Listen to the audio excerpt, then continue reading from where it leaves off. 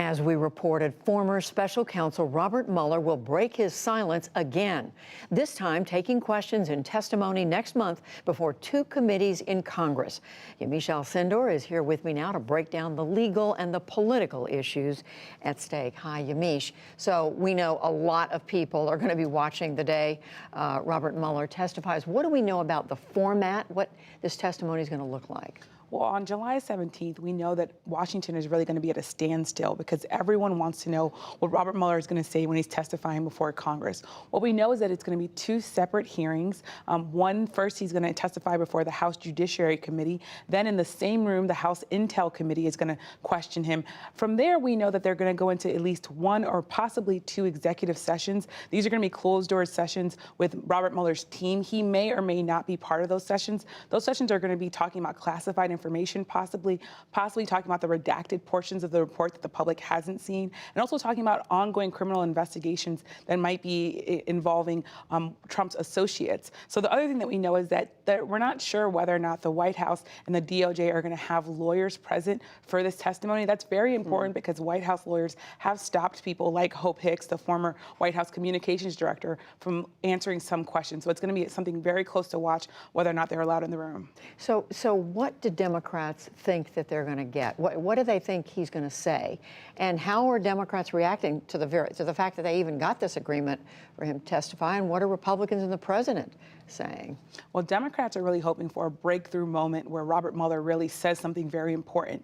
And Republicans are essentially saying this is all a waste of time. On the Democratic side, one aide summed it up to me this way. She said, most people don't read the book, but they watch the movie. So essentially what they're saying is Robert Mueller, even though he put out this 448-page report and spoke to the public for 10 minutes, they want him to really explain to people what he found, what his team of investigators found as they were interviewing people in the White House. So they're going to be asking him all sorts of questions about the report. So even if he doesn't say anything new, Democrats are going to be happy about that. On the Republican side, Rudy Giuliani texted me yesterday, and he said, who cares, when I asked him whether or not he had comment on this.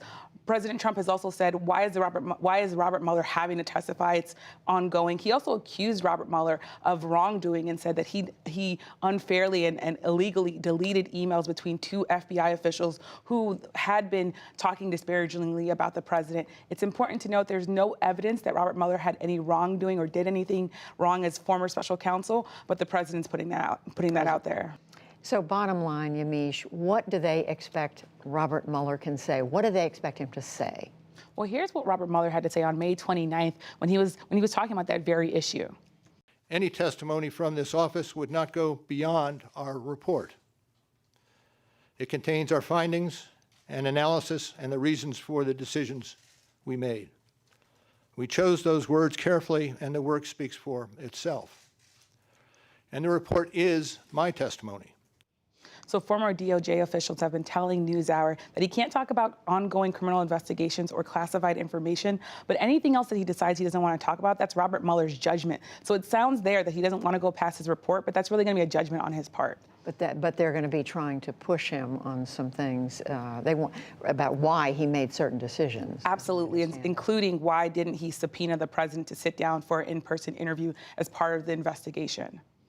Yamiche Alcindor reporting for us on all this. Thank you very much. Thanks, Judy.